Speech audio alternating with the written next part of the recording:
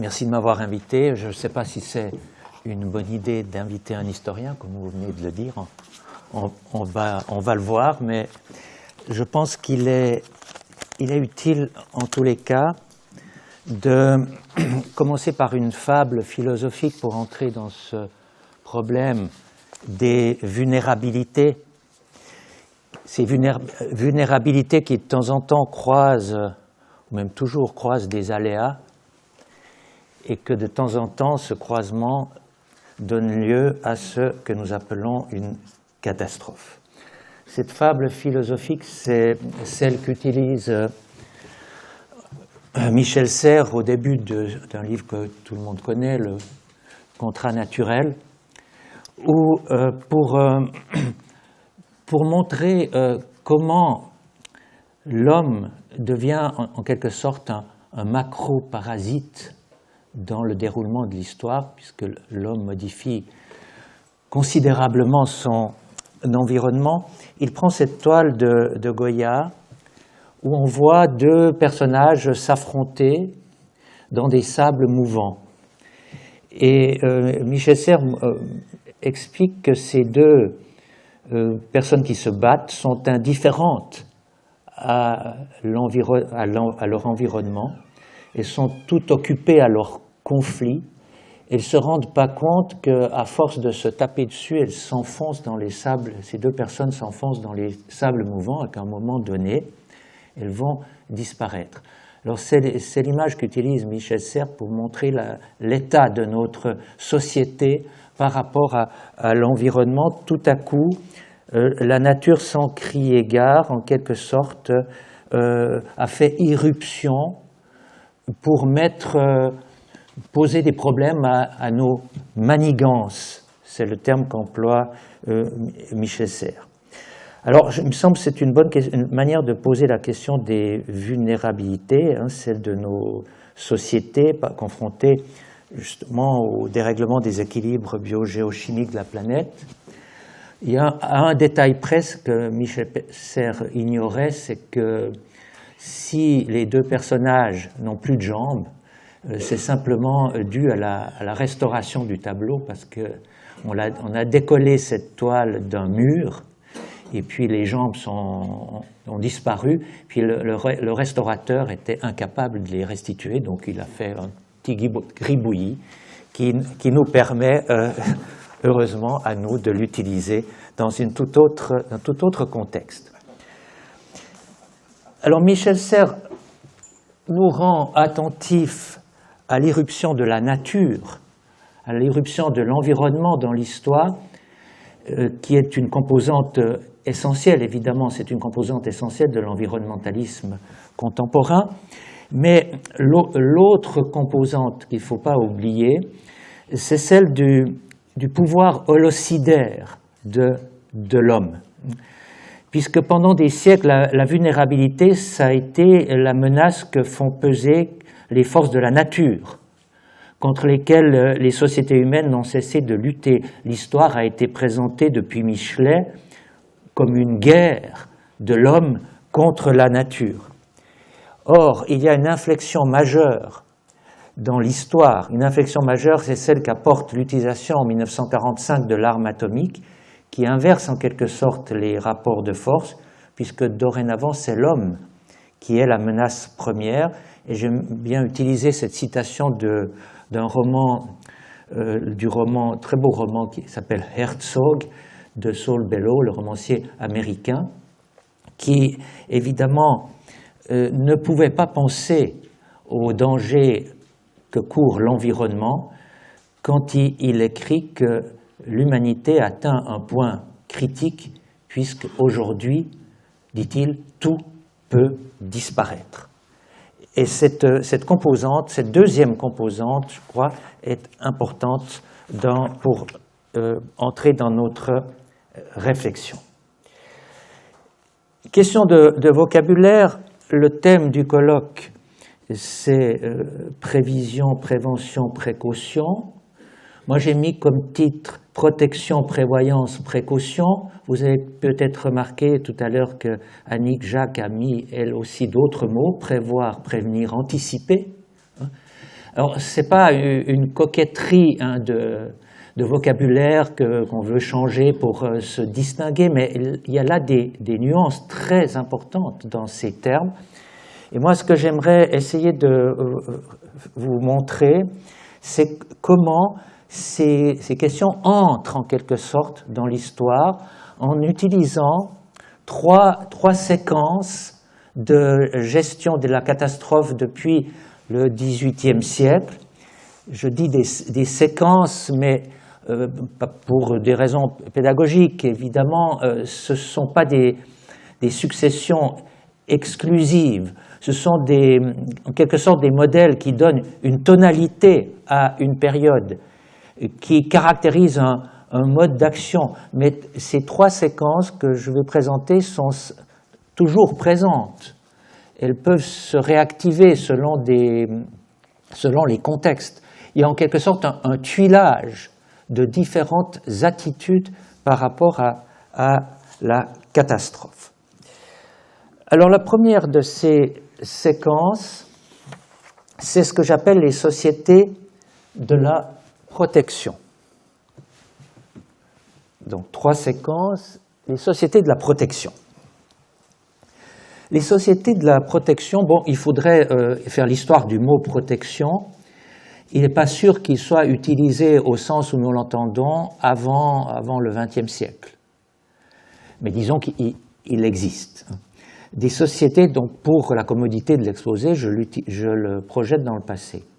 Les sociétés de la protection, c'est celles qui doivent faire face à des risques avérés et des risques récurrents que l'on connaît. Par exemple, sur toutes les côtes de la mer du Nord, les ondes de tempête. Vous avez là une image qui représente une onde de tempête dans la Frise du Nord au XVIIe siècle, et on voit comment les gens se sont protégés. Ce qu'on ne voit pas, c'est qu'ils ont fait des digues. Ces digues ont été submergées, mais il leur reste au moins les toits flottants, puisque les maisons sont construites avec des toits qui peuvent se détacher quand l'eau monte suffisamment haut. Le toit se détache et flotte comme un bateau. C'est ce qu'on voit sur cette image au premier plan. L'autre illustration, c'est les forêts de protection dans les Alpes. Une image saisissante qui date d'environ de 1940, où on voit au-dessus d'Andermatt, près du Gothard, sur une face neigeuse, on voit une forêt qui subsiste, et évidemment tout le monde comprend pourquoi cette forêt est restée là, pourquoi cette forêt a été protégée depuis le Moyen-Âge. Évidemment, c'est la protection du village contre les avalanches. Partout ailleurs, on a enlevé la forêt. C'est ce que j'appelle les sociétés de la protection, qui ont conscience de leur vulnérabilité. J'aime bien, pour l'illustrer, prendre un fragment de Pascal. C'est un texte de 1669, qui constate qu'effectivement, l'homme dans la nature est extrêmement faible. Il n'est qu'un roseau, et qu'il suffit d'une goutte d'eau pour l'écraser. Mais le grand avantage de l'homme, même si l'univers l'écraserait, l'homme sait qu'il meurt, tandis que l'univers, lui, n'en sait rien. Cette pensée de Pascal, je crois, donne une profondeur à toute réflexion sur notre rapport avec l'environnement et notre rapport avec les vulnérabilités naturelles. Pour bien comprendre cette société de la protection, cette société ancienne, je vais recourir encore à un autre conte philosophique qui est extrêmement qui est saisissant et qui est emprunté à un roman, mais un roman qui repose sur des faits historiques, un roman d'un romancier américain qui d'ailleurs a eu le prix Pulitzer. Ça a donné lieu aussi à un film, Le Pont de San Luis Roi. Et là, on voit bien les différences avec notre mentalité. Ce pont s'écroule, s'effondre en 1714 à Lima, au Pérou. Et il se trouve que 5 personnes qui empruntaient ce pont vont mourir, vont tomber dans l'abîme et disparaître.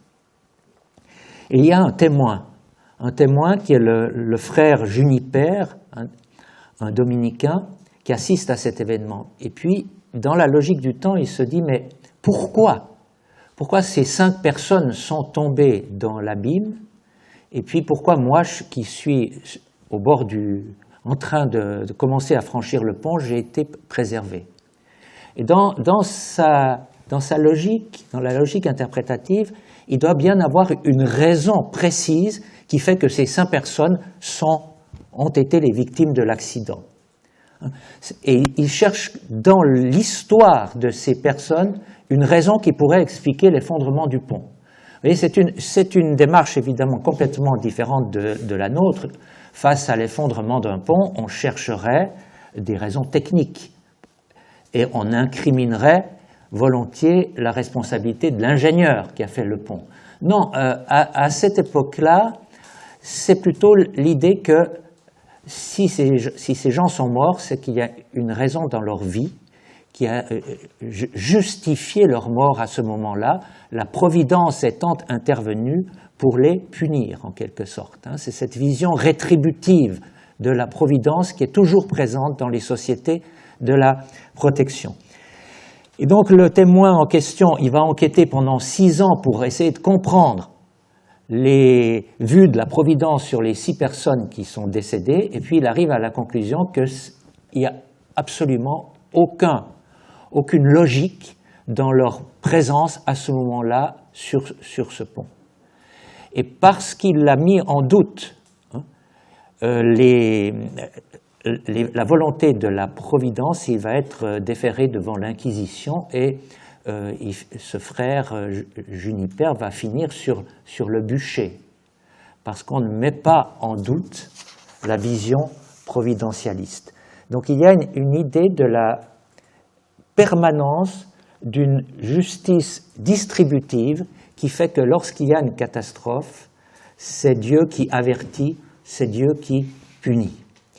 Évidemment, quand il y a un événement catastrophique qui se produit, on est bien conscient qu'il y a aussi des causes naturelles.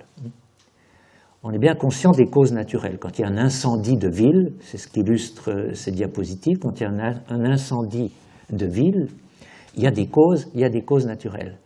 Mais quand cet incendie prend des proportions ou présente des aspects un peu étonnants, qui ne sont pas réductibles totalement à des causes naturelles, et on a besoin de le relier à l'extraordinaire, et on a besoin de le relier à l'intervention de la providence divine. La question des incendies de ville est très significative. Vous voyez, sur la droite, une image qui représente l'incendie d'une ville en 1712, on voit dans le ciel Dieu qui brandit la foudre.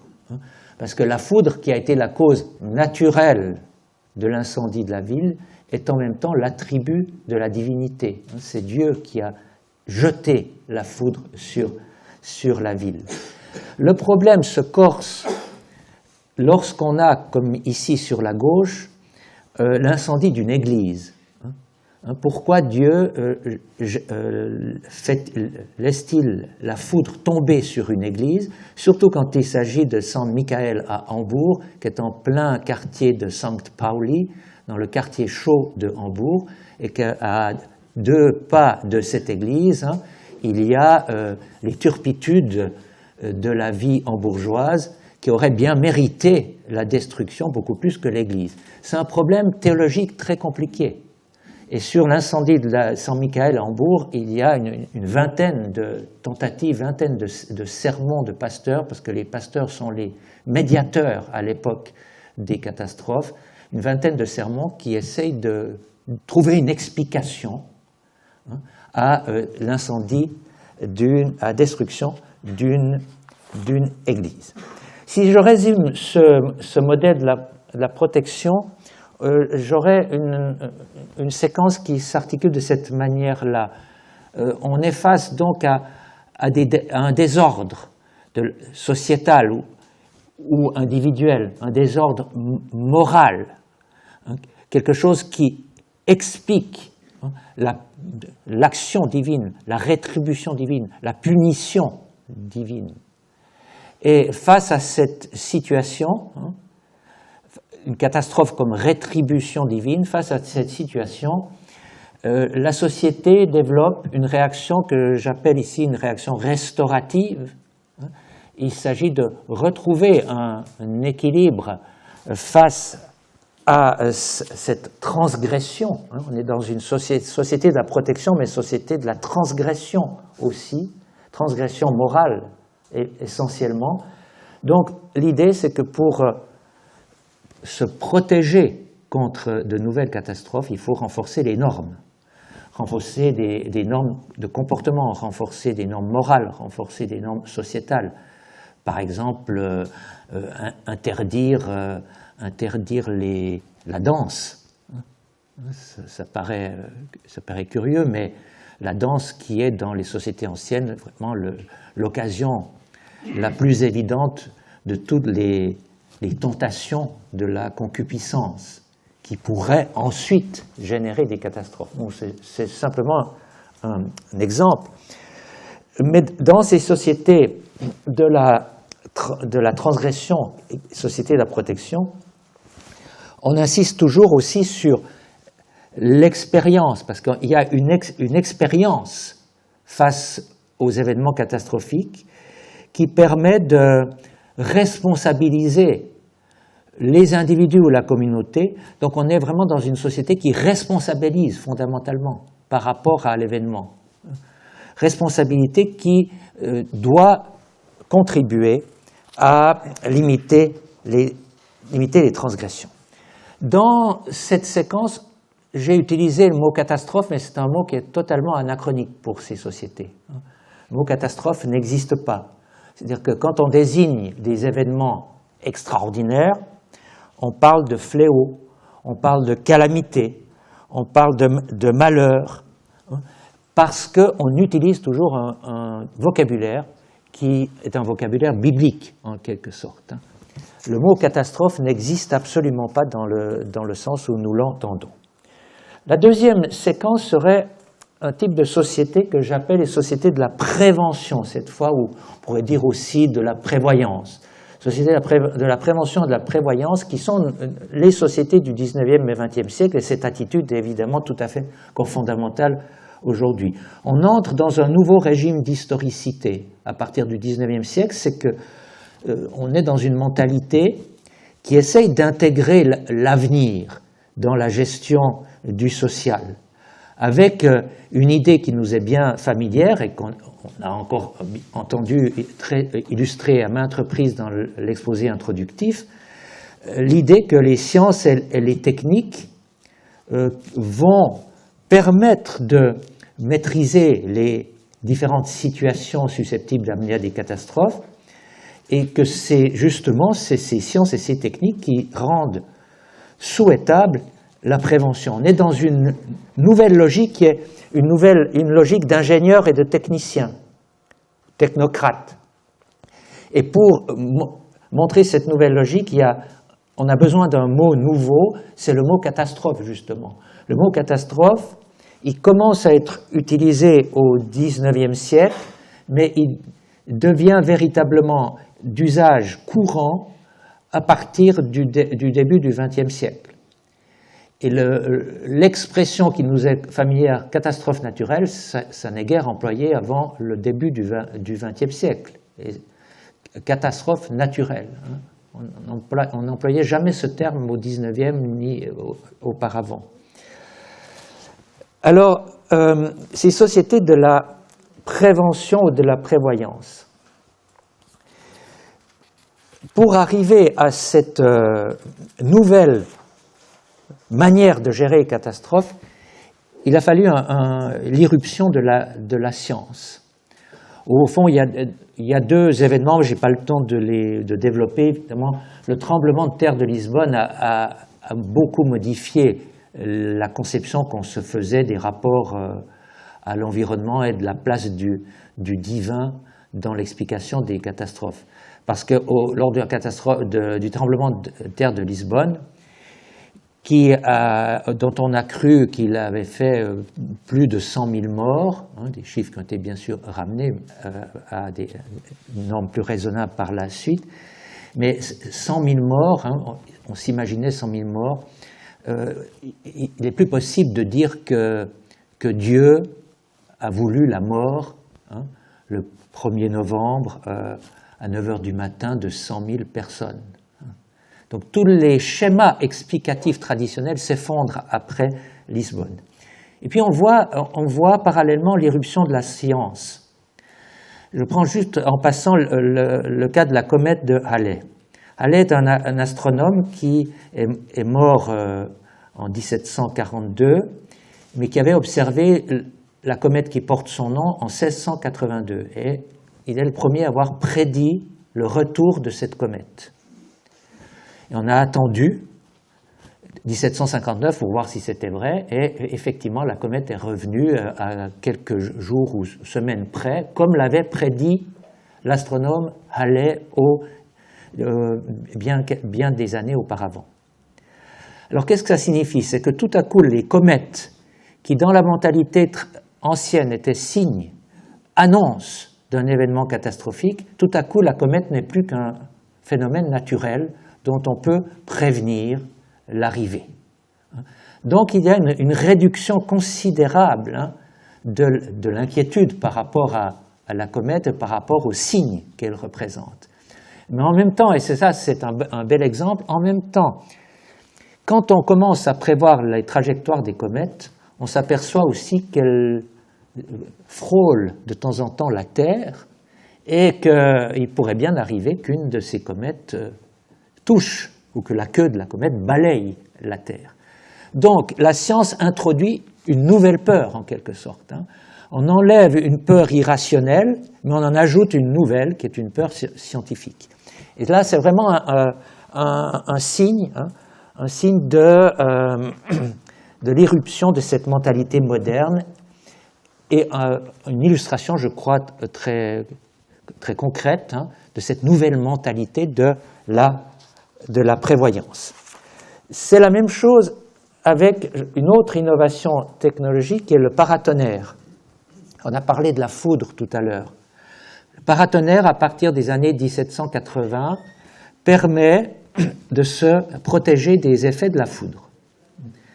Alors le grand débat à l'époque, c'est de savoir si il est légitime d'équiper sa maison d'un paratonnerre. Parce que si vous équipez votre maison d'un paratonnerre, Dieu ne va plus pouvoir vous punir. Donc vous court-circuitez la punition divine, et donc il y a toute une série de procès au XVIIIe siècle. Là j'ai mis juste l'extrait d'un procès où l'avocat du paratonnerre, c'est un certain Robespierre, qu'on n'attend pas dans ce contexte, mais qui est un jeune avocat qui a défendu un seigneur qui avait mis sur son château un paratonnerre, et tous les villageois étaient furieux parce qu'ils se disaient dorénavant, si Dieu doit punir le château, parce qu'évidemment c'est le château qui mérite d'être puni, ça ne va pas être possible, mais la foudre va tomber sur nos maisons. Donc ils ont fait procès.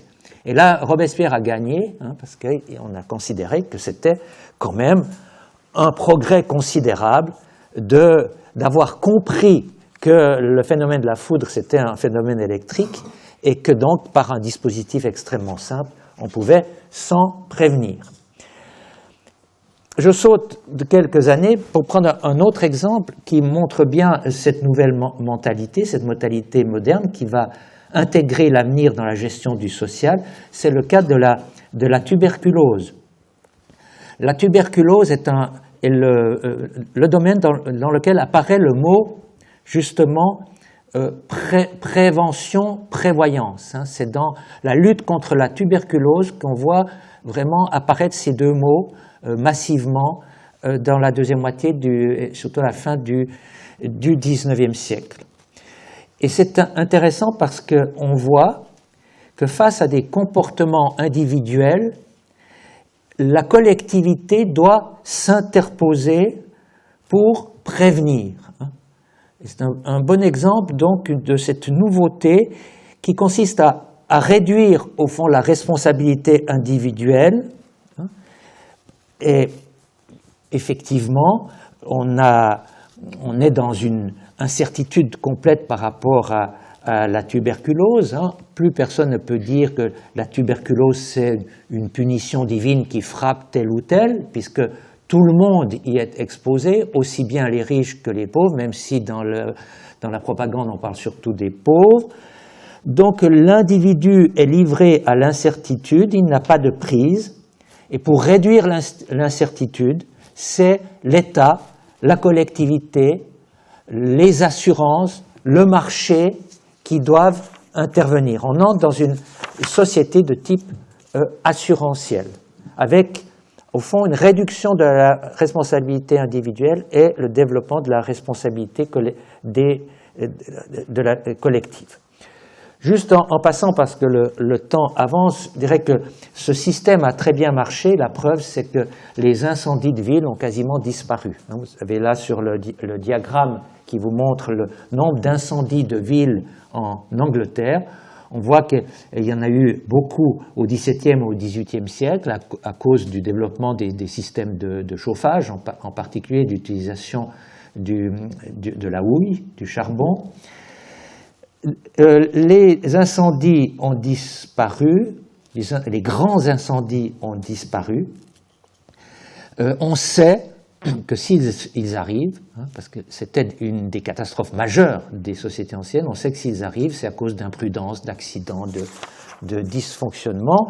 Donc on est bien dans un fonctionnement de la société qui est la société assurantielle, où les catastrophes naturelles ou les catastrophes industrielles, parce qu'à partir du 19e, vous avez des catastrophes industrielles, pas encore des catastrophes technologiques, mais des catastrophes industrielles qui sont dues au hasard, l'explosion d'une machine, à la malchance ou à des dysfonctionnements, et que tout ça ne doit pas mettre en cause le fonctionnement de la société. Il faut donc rétablir ce qui fonctionnait très bien auparavant, reconstruction, et ensuite prendre des dispositions pour prévenir, pour se prémunir contre la probabilité de ces aléas. Au fond, on stabilise à ce moment-là l'état de la sociale par une réaction. Et on est bien dans un modèle où c'est la catastrophe qui produit du social, ici. Et on verra que ça va changer après. La catastrophe produit du social. On est dans un système qui convient bien aux assureurs, aux ingénieurs, aux techniciens ou technocrates, et on est dans une formule qui est totalement déresponsabilisante, puisque c'est que l'individu n'a plus à s'en préoccuper. On voit que ça fonctionne dans beaucoup de domaines, notamment le domaine des inondations. Et je ne résiste pas quand même parce que je n'ai pas le temps de reprendre l'exemple des inondations, mais Napoléon III disait que il comparait les inondations aux révolutions. Il disait que les révolutions, il fallait que les fleuves, comme les révolutions, on devait les faire rentrer dans leur lit. Et c'est assez intéressant de voir ce rapport entre révolution et inondation. Les fleuves, comme les révolutions, doivent rester ou rentrer dans leur lit. Dernier modèle, ce que j'appelle la société du risque postmoderne. Là, on est dans un nouveau paradigme, on change complètement d'échelle. L'événement phare qui montre ce changement de paradigme, c'est évidemment le tsunami de 2004. On l'a aussi vu dans la présentation précédente. Il est incontournable, comme on dit maintenant. Et parce que face à cet événement, au fond, les explications traditionnelles, c'est comme le tremblement de terre de Lisbonne. Hein, les explications traditionnelles ne fonctionnaient plus. Face au tsunami de 2004, les explications traditionnelles ne fonctionnent plus non plus, au point que personne, sauf dans certaines sociétés, n'ont vu là la main de Dieu, mais au contraire, dans les commentaires qu'on lit dans les journaux occidentaux en 2004, on va jusqu'à penser que c'est la nature qui montre une totale immoralité, en l'occurrence. La nature montre une totale immoralité parce qu'on n'a pas idée de frapper des paradis, des zones paradisiaques comme ces plages de sable avec des palmiers. Dans un paradis terrestre, un désastre comme celui-là est totalement déplacé. Alors comment ça fonctionne? Le changement de paradigme, bon, c'est le tsunami, mais c'est aussi la prise de conscience que les sociétés humaines sont capables de générer l'apocalypse. Et ça, c'est vraiment essentiel. Et ça commence déjà dans l'entre-deux-guerres. J'aime bien utiliser des artistes pour montrer ce changement de paradigme parce que les artistes ont toujours une vision prémonitoire. Et ces artistes allemands des années 30-40 ont vraiment vu dans les événements de leur temps l'apocalypse qui était en train de se réaliser ou de s'annoncer. Je ne veux pas insister là-dessus, mais il y a de très beaux tableaux comme ces triptyques. Les triptyques on reprend dans la peinture expressionniste allemande de l'entre-deux-guerres, on reprend le modèle du triptyque de Matthias Grünewald du XVIe siècle, du retable d'Isenheim, et on met alors évidemment d'autres scènes. Chez Autodys, par exemple, la guerre, et le gisant n'est plus le Christ, mais est un soldat mort dans les tranchées, ou chez Grundig, qui exprime à travers ce triptyque le désastre et l'apocalypse annoncé par le Troisième Reich, c'est dans les années 30. Il met comme gisant, on ne voit pas très bien évidemment ces mauvaises reproductions, enfin vous voyez même rien, j'imagine, rien du tout. On voit une femme sortie d'un camp. Alors, ça, c'est important pour dire que déjà dans les années 30, on a perçu que l'action humaine allait conduire à l'apocalypse. Et puis, il y a une dimension supplémentaire qui va être introduite, évidemment, après Hiroshima. Et puis, ensuite, alors, il y a là une conjonction qu'il faudrait prendre la peine d'expliquer. C'est comment, sur ce schéma holocidaire dû à la peur de l'apocalypse, vous avez tout à coup le greffage d'une composante environnementale avec l'idée de l'imminence d'une catastrophe climatique. Et je vous rappelle que cette idée, elle apparaît déjà dans les années 80. Et la couverture du Spiegel que vous avez au tableau, qui montre la cathédrale de Cologne, le symbole par excellence de la germanité, la cathédrale de Cologne dans les eaux. C'est une couverture, avec le titre « La catastrophe climatique », c'est une couverture de 1986. C'est quand même, il y a pas mal d'années déjà. Alors que quelques années auparavant, au contraire, sur la couverture de Time, montre une Amérique qui va bientôt entrer dans une ère de refroidissement et qui va donc qui a peur du froid, parce qu'on était encore dans un schéma d'imminence d'une phase de refroidissement. En 86, on change totalement d'optique. Et que dire des catastrophes technologiques, Tchernobyl évidemment qui marque un point d'inflexion. Donc la société devient particulièrement vulnérable. À partir de ces années 80, on est conscient que l'insécurité de nos sociétés va provenir du collapse des systèmes technologiques. Pour dire tout ça, on a besoin d'un nouveau mot aussi, comme on avait besoin d'un nouveau mot, le mot catastrophe dans la séquence précédente. Ici, on introduit le mot risque. Le mot risque apparaît dans les années 1970. On peut suivre très précisément l'utilisation du mot risque. Pourquoi dans les années 70 que le mot risque devient envahissant dans tous les domaines de la vie sociale, probablement en lien avec la crise des milieux des années 70. Et le mot risque est un espèce de concept qui permet une mise à distance formidable, qui est un substitut rationnel à des inquiétudes. On parle plus seulement de crise, parce que ça c'est très émotionnel et très angoissant, mais on va parler de risque. Alors il y a mise en distance. Alors je vais quand même accélérer pour terminer quand même, mais j'arrive à la fin.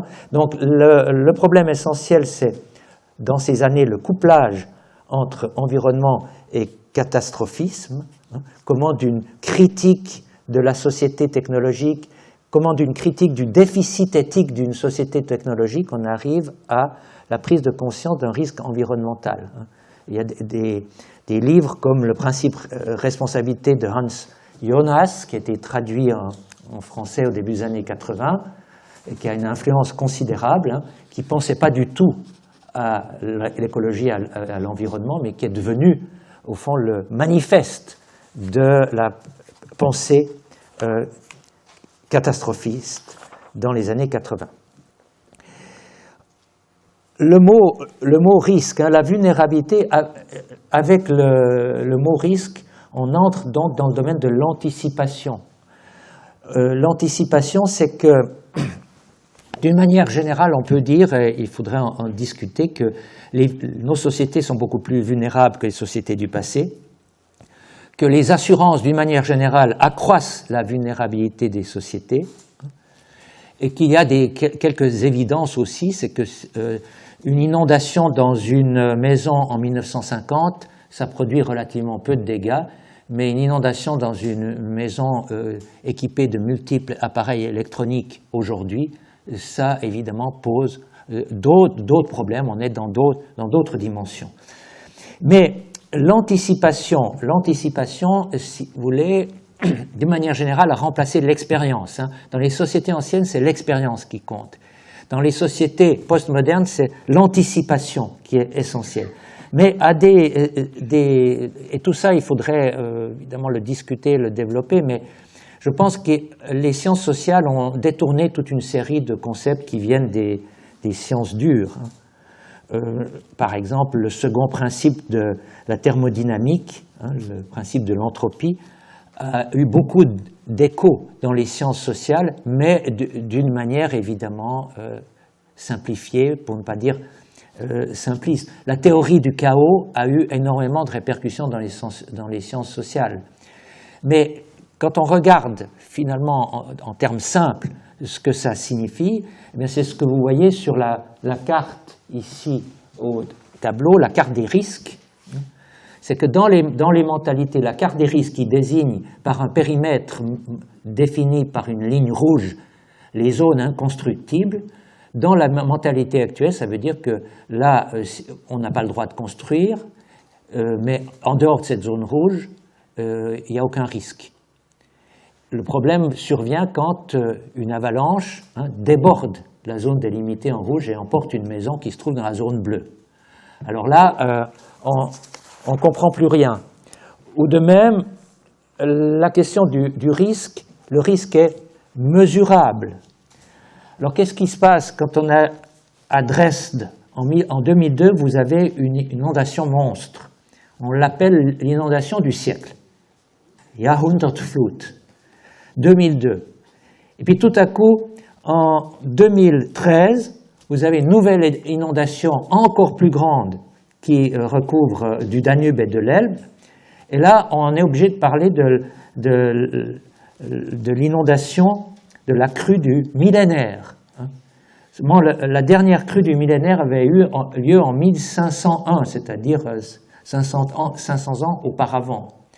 Alors dans l'esprit des gens, hein, quand on vous dit la crue du siècle vient d'avoir lieu, ben on se dit on est tranquille maintenant pour 100 ans. Puis quelques années après, il y a la crue du millénaire. Alors comment faire passer dans les mentalités, hein, parce que effectivement le risque repose sur des statistiques, on l'a dit, mais on a des outils qui permettent de dire la fréquence d'une crue, et vous voyez qu'on se trompe assez souvent, hein, mais on n'a aucun outil pour fixer la date de cette occurrence.